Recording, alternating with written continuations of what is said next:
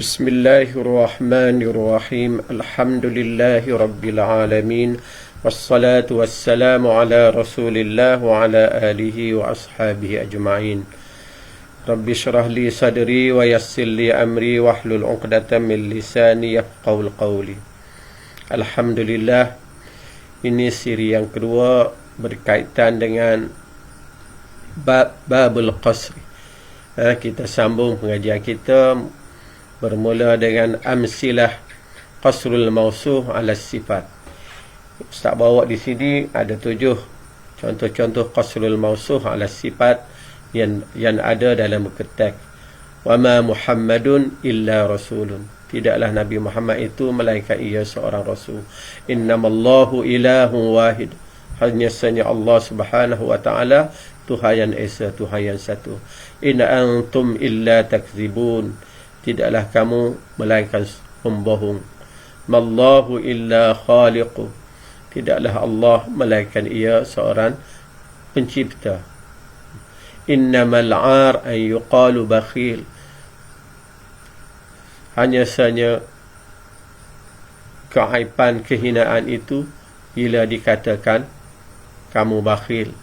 Innamal umamu al-akhlaqu ma baqiyat. Hanya sahaja umat itu akhlak mereka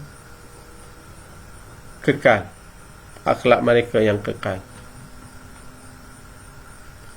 Wa fillati zulma, di malam yang kekelam, di malam yang gelap. Yaftaqidul badra.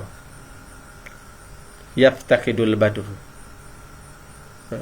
Bulan tidak kelihatan. Ini contoh qasru mausuh ala sifat. Kemudian contoh qasru sifat ala mausuh. Innama yakhshallaha min ibadihi ulama. Hanya sahaja yang takut kepada Allah ialah ulama. Takut kepada Allah sifat, ulama mausuh. La ilaha illallah. Tiada yang bersifat dengan sifat ketuhanan melainkan Allah. Ilah sifat Allah mausuh. Sebut sifat dulu kemudian diikuti dengan mausuh. Innamar raziqullah. Hanya sahaja yang memberi rezeki itu Allah. Sebut sifat kemudian sebut mausuh. Lillahi ma fis samawati wa ma fil ard. Milik Allah segala apa yang ada di langit dan apa yang ada di bumi. Ma khatimur rusuli illa Muhammad. Tidak ada penutup rasul melainkan Muhammad, Nabi Muhammad sallallahu alaihi wasallam. La ya'liful ilma illa zakiyun. Tidak jinak dengan ilmu melainkan orang yang cerdik. La yajful ilma illa ghabiyun. Tiada yang menjauhi ilmu melainkan orang yang bodoh. Innamal yatimul ilma wal adab. Hanya sahaja keyatiman itu ialah mereka yatim ilmu, mereka yang kehilangan ilmu ataupun kehilangan budi pekerti. Masyaba ra'si min sinin tataba'at alayya walakin syayyabatni waqa'im. Kepala saya tidak ubah dengan sebab berlalu tahun-tahun, berlalu tahun-tahun yang banyak, tetapi kepada saya jadi ubah dengan sebab peristiwa yang berlaku ke atas saya. Ini di antara contoh qasr sifat ala mausuh yang terdapat dalam buku teks yang pelajar perlu kenal. Takut datang soalan dibawa contoh qasr sifat ala mausuh, qasr mausuh ala sifat, kemudian dia tanya haddi nau al qasr bi'tibari tarfai minal amsilah al-atiyah. Cuba tentukan jenis qasru berdasarkan kepada tarfan pada contoh berikut. Jadi jawapannya kita kalau dia bawa innama yakhshallaha min ibadihi ulama, kita jawab ini qasru sifat alal mausuh. Kemudian kita tengok pula pembahagian qasr berdasarkan tujuan orang yang bercakap ataupun berdasarkan realiti yang berlaku. Yanqasimul qasr bi'tibari al-gharadil mutakallim ila qismain. Qasrul hakiki qasrul idafi. Qasru terbahagi kepada dua berdasarkan kepada tujuan orang yang bercakap, tujuan orang yang mengeluarkan ayat qasru itu. Pertama, qasrul hakiki. Yang kedua, qasrul idafi. Baik, qasrul hakiki, qasru yang sebenar. Qasrul hakiki, mal qasrul hakiki. Qasrul hakiki huwa an yakuna gharadul mutakallim an yakhtassa al-maqsura bil maqsur alayh bihaythu la yata'addahu ila ghairihi aslan. Nahu la ilaha illallah innama ar-raziqullah ma khatimu rusuli illa Muhammad la syaira illa Zaid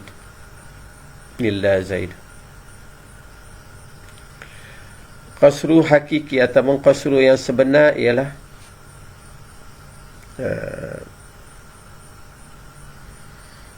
an yakuna gharadul mutakallim,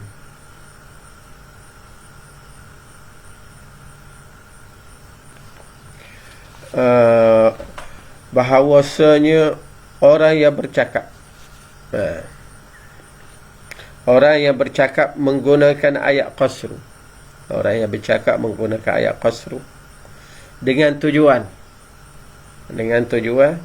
untuk mengkhususkan maksur kepada maksur alaihi sahaja.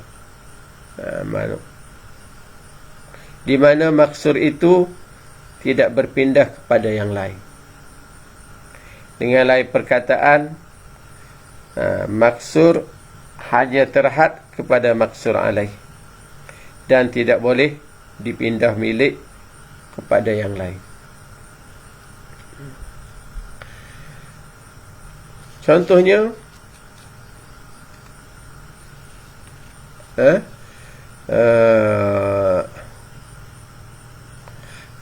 la ilaha illallah, la ilaha illallah, tiada Tuhan yang disembah melainkan Allah. Kita kena kenal mana dia maksur, mana maksur alaih. Maksud di sini ilah, maksur alaih Allah subhanahu wa ta'ala. Maknanya kita khususkan ilah, maksud itu kepada maksud alaih. Hak tiada Tuhan ataupun tiada yang bersifat dengan sifat ketuhanan melainkan Allah. Sifat maksur ini, sifat maksud, sifat ketuhanan, mempunyai sifat ketuhanan ini hanya milik Allah subhanahu wa ta'ala. Dia tidak pergi kepada orang lain, tidak berpindah kepada yang lain selain daripada Allah subhanahu wa ta'ala. Ini yang dinyatakan qasrul hakiki, kerana hanya Allah subhanahu wa ta'ala yang ada sifat ketuhanan. Yang kedua, innamar raziqullah, hanya sahaja yang memberi rezeki itu Allah subhanahu wa ta'ala, yang bersifat memberi rezeki Allah subhanahu wa ta'ala. Mana maksur? Maksur ar-raziq, maksur alaih Allah. Kita khususkan maksur itu hanya milik Allah, khususkan sifat memberi rezeki hanya kepada Allah subhanahu wa ta'ala. Yang lain daripada Allah tidak memberi rezeki. Begitu juga ma khatimur rusuli illa Muhammad, tidak ada penutup para rasul melainkan Nabi Muhammad. Kita beri sifat penutup kerasulan ini kepada Nabi Muhammad sallallahu alaihi wasallam. Begitu juga la syaira illa Zaid, tidak ada penyair melainkan Zaid. Sekiranya tempat hak dia riwayat tu hanya Zaid saja penyair, orang lain tak ada. Sekiranya begitu. Ataupun masa dia riwayat tu hanya hak pandai syairnya, boleh bersyair bersifat-sifat syair, Zaid saja, orang lain tak ada. Mana sifat penyair ini hanya khusus untuk Zaid. Kita khususkan maksur kepada maksur alaih. Baik, itu pengertian qasrul hakiki. Qasrul hakiki pula terbahagi kepada dua. Yang qasrul hakiki kepada ila kismaini. Qasrul hakiki tahqiqi qasrul hakiki iddi'ai. Qasrul hakiki tahqiqi, qasrul hakiki iddi'ai. Baik, qasrul hakiki tahqiqi. Apakah yang dinamakan qasrul hakiki yang sebenar-benarnya? Qasrul hakiki tahqiqi. Mal muradu bi qasril hakiki tahqiqi? Al muradu bihi ma kana an-nafyu fihi 'aman yatanawalu kull ma 'ada al-maqsur 'alayhi fi haqiqatil amri wa waqi'il hal, ka qawlihi ta'ala wa indahu mafatihul ghaib la ya'lamuha illa hu la ilaha illallah la khaliqa illallah. Banyak lagi contoh yang lain. Qasrul hakiki tahqiqi ini iaitu penafian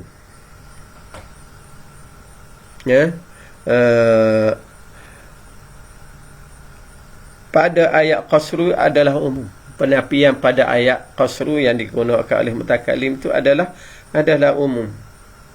Semua benda dinafikan kecuali satu saja yang tidak dinafikan. Yang tidak dinafikan iaitu maqsur alaih. Nah, penafian itu yang berlaku itu adalah benar pada realitinya, fi haqiqatil amri.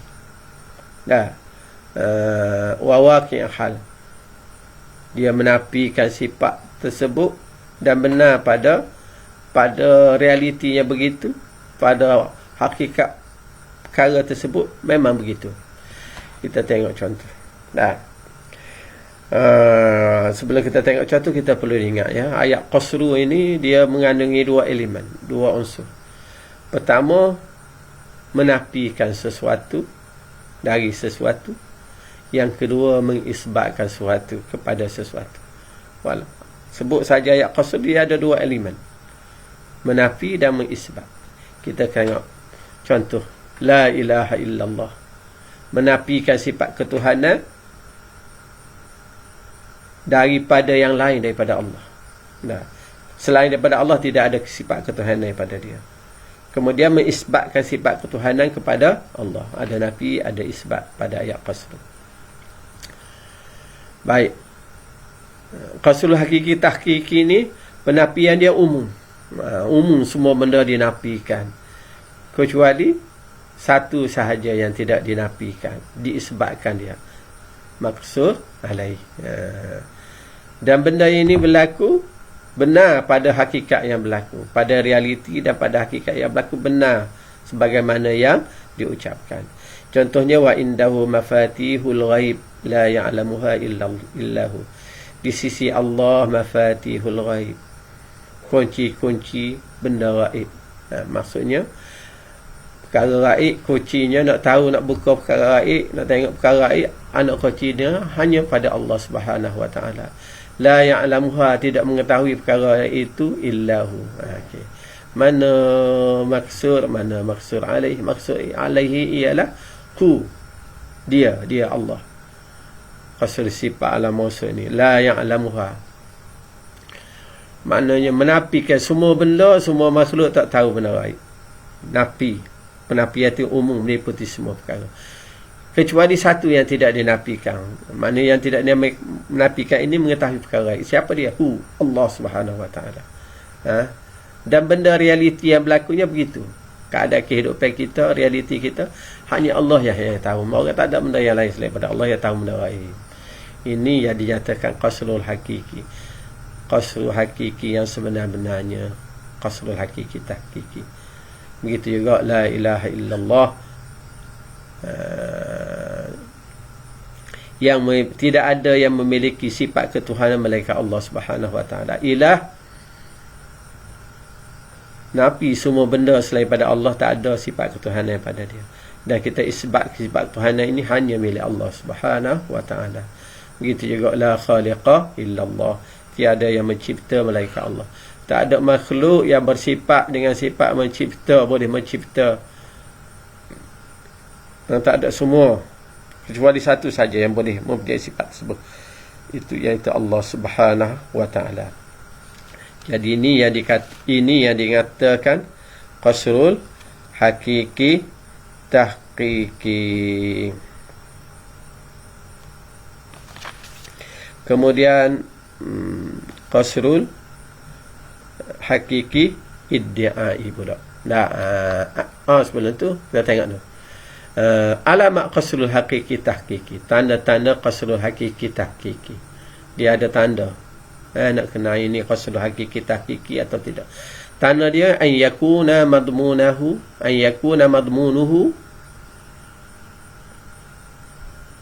mutabiqan lil waqi' al khariji mislu la raziqa illa Allah. Kandungan ayat itu, kandungan jumlah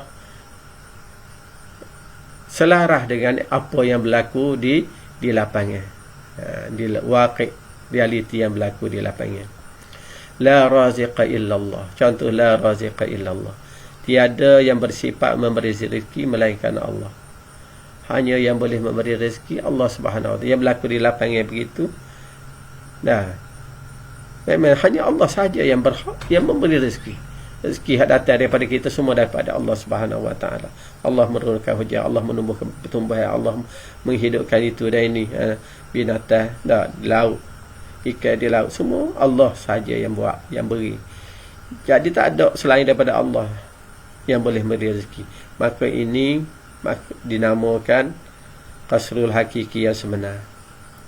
Kerana pada wakil yang berlakunya memang begitu. Dan dakwaan, pada dakwaan pun begitu. Kita mendakwa yang memberi rezeki hanya Allah. Hak berlakunya hanya Allah. Nanti tak ada yang lain.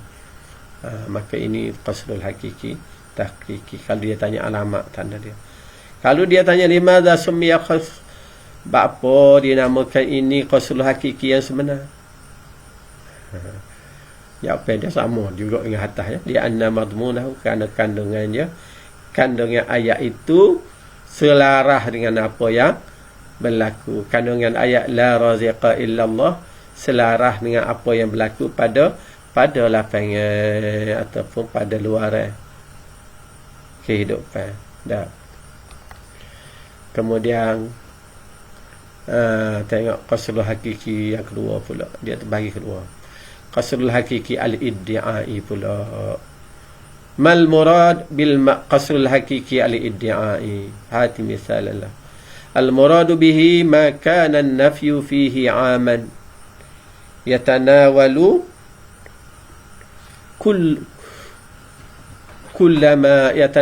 kullama 'ada maqsur alayh ala sabili iddi'a wal mubalaghah.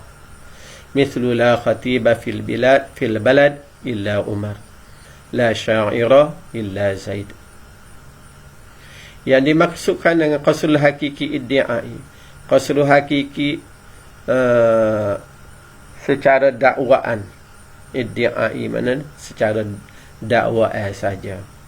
Apa maksudnya? Tadi qasrul hakiki tahqiqi. Qasrul hakiki yang sebenar-benarnya ini qasrul hakiki di sudut dakwaan al-iddia'. Yang dikenaki dengannya maka nafyu fihi 'aman. Penafiannya itu umum. Orang yang bercakap menggunakan ayat qasar dengan tujuan untuk mengkhususkan maksur kepada maksur alaihi, dengan tujuan melebih-lebihkan maksur alaih. Kerana pada hakikat perkara tersebut bukan seperti yang didakwa. Kerana ada yang lain dari maksur alaih yang bersifat dengan apa yang didakwa. Kita tengok contoh dia untuk lebih memahami. La khatiba fil baladi illa Umar. Mana maksur alaih? Maksur alaih Umar. Maksudnya la khatib La, tidak ada khatib melainkan ummah. Tidak ada khatib dalam negeri ini melainkan ummah. Dia mengkhususkan. Dia menafikan. Penafiannya secara umum. Maka nafiu fihi aman. Meliputi semua perkara. Tak ada seorang pun tok khatib ataupun penceramah dalam negeri ini melainkan ummah. Kecuali apa? Kecuali ummah sahaja. Tak. Adakah ummah sahaja yang pandai berceramah atas dunia ni? Tak. Ada yang lain lagi selain pada ummah. Cuma boleh jadi pada tempat dia tu ataupun pada masa tu hanya ummah sahaja yang pandai berceramah, pandai berpidato. Maka disebutlah tiada ada khatib, tak ada penceramah kecuali ummah. Apa tujuannya? Tujuannya iddia sebagai dakwaan dan melebih-lebihkan ummah berbanding dengan orang lain. Orang lain pandai juga ceramah tapi tak pandai, tidak sampai ke tahap kebolehan ummah. Jadi sebut begini, tujuannya sebagai dakwaan dan melebih-lebihkan ummah berbanding dengan yang lain. Ini yang dikatakan qasrul hakiki iddiai. Qasrul hakiki di sudut dakwaan saja. Ada pihak tadi qasrul hakiki tahqiqi dari sudut dakwaan begitu benar, dan di sudut realiti pun memang benar. Tiada Tuhan yang disembah melainkan Allah. Dakwaan tak ada Tuhan disembah melainkan Allah. Tiada Tuhan yang mempunyai sifat ketuhanan, tiada benda yang mempunyai sifat ketuhanan melainkan Allah. Realiti yang berlakunya begitu, dakwaan pun begitu. Adapun qasrul hakiki iddiai, realiti yang berlaku tidak sebagaimana yang didakwa. Jadi dakwah juga bawah untuk melebihkan mubalaghah ala sabil mubalaghah wal iddia. La syaira illa Zaid. Tidak ada penyair dah melainkan Zaid. Bukan Zaid seorang. Jah penyair di atas dunia ini. Ada lagi orang lain selain pada Zaid. Tapi dia kata gitu buat apa? Boleh jadi di kawasan dia tu tidak ada penyair. Dapat menangisi Zaid ataupun masa dia tu. Masa dia atau pada tempat dia tidak ada. Masa dia bercakap tu tak ada penyair dapat menandingi Zaid. Jadi nak lebih-lebihkan Zaid, kata la syaira illa Zaid. Tiada dah penyair melainkan Zaid. Tapi pada masa lain ada. Atas dunia ni bukan seorang dia aja penyair. Inilah yang dinyatakan qasrul hakiki al-iddiai. Begitu juga qasrul hakiki iddiai ni ada alamat dia, ada tanda dia. Ma alamat qasrul hakiki iddiai. Alamat dia an yakuna madmunuhu ghairu mutabiq lil waqi'. Kandungan ayat itu tidak serupa dengan yang berlaku. Seperti tadilah la syaira illa Zaid, la tabiba illa Ali. Tak ada doktor melainkan Ali saja. Bukan Ali jahat seorang doktornya, orang lain pun ada. Hakikat yang berlakunya tidak begitu. Hakikat berlakunya tidak begitu. Ada orang lain lagi selain daripada Ali. Sebab itulah dia kata kalau nak kenal qasrul hakiki dia ni, apa yang berlaku yaku madmunuhu, kandungannya ghairu mutabiq, tidak serupa dengan hak berlaku, hak realiti yang berlaku. Kalau dia hanya juga pula di madza qasrul hakiki iddia summiya qasrul hakiki iddiai. Kenapa dinamakan qasrul hakiki iddiai? Dan kita jawab li anna madmunahu ghairu mutabiq lil waqi' wa innama dzukira ala sabilil mubalaghah wal iddia. Dinamakan qasrul hakiki iddiai kerana kandungan ayat tersebut tidak serupa, tidak sama yang berlaku pada realiti yang berlaku, pada lapangan yang berlaku. Hak berlakunya tidak sebagaimana hak dibagi tahu. Dan dia sebut begitu, wa innama zukira, tujuannya disebut begitu ala sabilil mubalaghah, untuk melebih-lebihkan, untuk melebih-lebihkan saja, ataupun dari sudut dakwah saja. Nak lebihkan dia ni bahawa dia ni memang pandai sengerti bawa orang, maka la tabiba, tak ada dah tabib melainkan dia je. Orang lain merabak uduh-uduh ya, tak berapa pandai, tapi dia pandai sengerti. Jadi nak lebihkan dia berbanding dengan yang lain. Kemudian qasrul idhafi, InsyaAllah Qasr Idhafi ni kita tengok pada perbincangan ataupun pada siri halaqah yang seterusnya. Jadi sekadar itu untuk kali ini. Saya doakan semoga ia bermanfaat untuk kita semua. Aqulu qawli hadza astaghfirullah li wa lakum. Assalamualaikum warahmatullahi